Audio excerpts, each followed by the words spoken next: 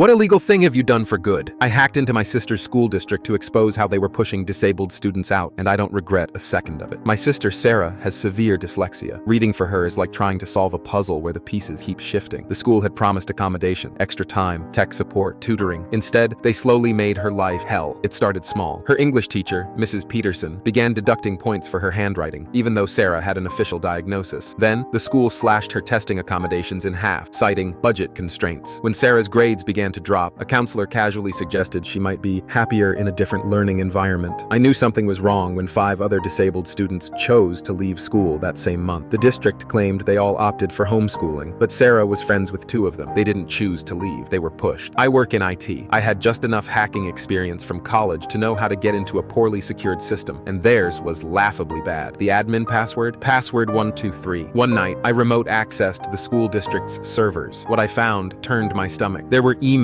actual written discussions, between school officials about their so-called retention strategy. They were intentionally making things harder for disabled students, betting that the pressure would cause them to drop out. Why? Because every disabled student cost them more money, more staff, more tools, more time. Fewer disabled students meant more funding for priority areas, like new football uniforms and administrative bonuses. I found spreadsheets, cold, numbered spreadsheets. They calculated exactly how much money they could save by pushing specific students out of the system. My sister's name was there, along with 23 others. They projected nearly $500,000 in savings if they succeeded. I downloaded everything: emails, attachment, meeting notes, PDFs, and created an anonymous email. I sent the files to every local news station, the Department of Education, and several disability rights organizations, but I knew the district's IT team would come sniffing. So I covered my tracks. I wrote a small script to corrupt their server logs, making it look like random hardware failure had wiped the evidence. I routed the email through 7 different countries using a VPN chain. 2 days later, all hell broke loose. News vans parked outside the school. The superintendent tried to claim the documents were fake, but I'd included metadata that showed creation dates and internal authors. 3 administrators were fired. A federal investigation began. The district had no choice but to reinstate every student they had quietly forced out. They also had to pay for each student's missed education, including private tutoring and therapy. Sarah's new IEP, her individualized education program, gives her everything she needs now: extra time, speech-to-text software, and access to trained tutors. She's thriving in school. The FBI launched an investigation into the hack, but they never found me. The district ended up admitting that their cybersecurity was so bad that anyone could have done it. They spent $300,000 upgrading their entire system, roughly the amount they'd hoped to save by targeting disabled kids. Ironically, thanks to all of this, our district now has the highest graduation rate for disabled students in the state, and I'd do it all again in a heartbeat.